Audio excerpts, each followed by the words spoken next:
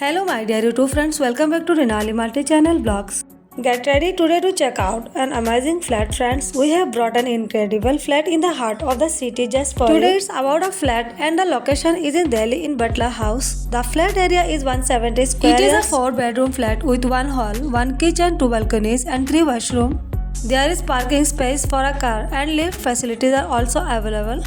आज के फ्लैट दिल्ली के बटला हाउस में है। फ्लैट की क्षेत्रफल 170 गज की है। यह फ्लैट 4 कमरे का है जिसमें 1 हॉल, 1 रसोई घर, 2 बालकनी और 3 बाथरूम है। कार के लिए पार्किंग की सुविधा है और लिफ्ट की सुविधा भी उपलब्ध है।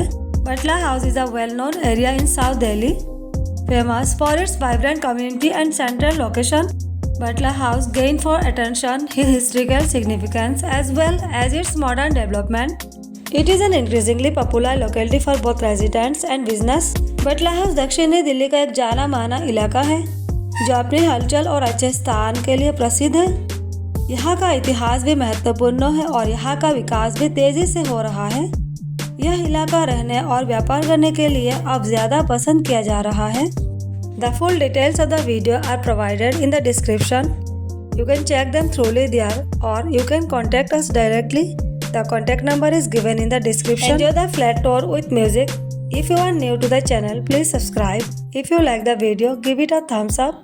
Jazakallah khair. See you in the next video.